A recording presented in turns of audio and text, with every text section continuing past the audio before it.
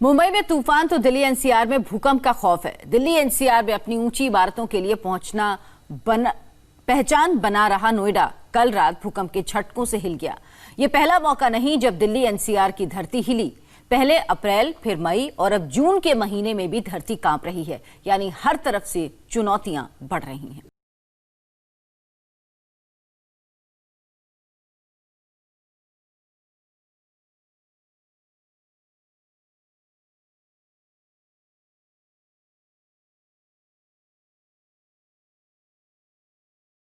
ये 3 तस्वीरें हैं जो बता रही हैं कि ये साल कैसे गुजर रहा है।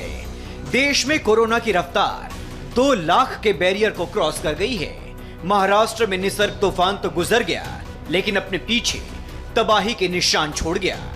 वहीं दिल्ली से सटे नोएडा में भी एक बार फिर भूकंप के झटके आए और लोग घरों से बाहर निकलने पर मजबूर हो गए। इस भूकंप का केंद्र कहीं और नहीं बल्कि दिल्ली से सटा नोएडा था। वही नोएडा जो अपनी ऊंची ऊंची बिल्डिंगों और खूबसूरती के लिए जाना जाता है। घड़ी में वक्त रात के 10:42 का हुआ था। इसी वक्त नोएडा में भूकंप आया, जिसके रिक्टर स्केल पर तीव्रता 3.2 मापी गई।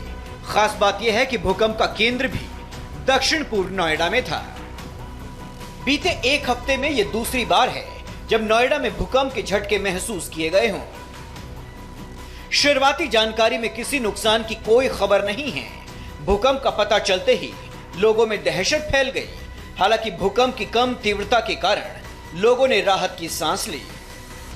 दिल्ली और उसके आसपास के इलाके हमेशा भूकंप के लिहाज से काफी संवेदनशील माने जाते हैं। बीते 2 महीनों में दिल्ली एनसीआर में 9 बार भूकंप आ चुका है। 29 मई को दिल्ली एनसीआर के अलावा कई राज्यों में भूकंप के झटके महसूस किए गए थे। रिक्टर स्केल पर भूकंप की तीव्रता 4.6 आंकी गई थी। 28 मई को दिल्ली में भूकंप आया था। रिक्टर स्केल पर इसकी तीव्रता 2.5 थी। इसके बाद 15 मई को भी दिल्ली में भूकंप का झटका महसूस किया गया। रिक्टर स्केल पर भूकंप की तीव्रता उस वक्त 2.2 थी। 10 मई की दोपहर में करीब 1:45 पर भूकंप के झटके महसूस किए गए थे। रिक्टर पैमाने पर इसकी तीव्रता 3.5 बताई जा रही थी। अप्रैल के महीने में दिल्ली में भूकंप के झटके महसूस किए गए। 13 अप्रैल को भी दिल्ली में भूकंप आया था। उस वक्त इसकी तीव्रता 2.7 थी। वहीं इसके एक दिन पहले 12 अप्रैल को भी भूकंप आया था। उस वक्त रिक्टर स्केल पर इसकी तीव्रता 3.5 थी। खास बात यह है कि 12 और 13 अप्रैल को आए भूकंप का केंद्र दिल्ली ही था। भूकंप के इन झटकों से दिल्ली एनसीआर के लोग सहमे हुए हैं। जानकार बताते हैं कि भूकंप के मामले में दिल्ली एनसीआर बेहद संवेदनशील है। दिल्ली एनसीआर के नीचे से 2 फॉल्ट लाइन होकर गुजरती हैं। भूवैज्ञानिकों ने दिल्ली और इसके आसपास के इलाकों को जोन 4 में रखा है। यहां 7.9 तीव्रता तक का भूकंप आ सकता है।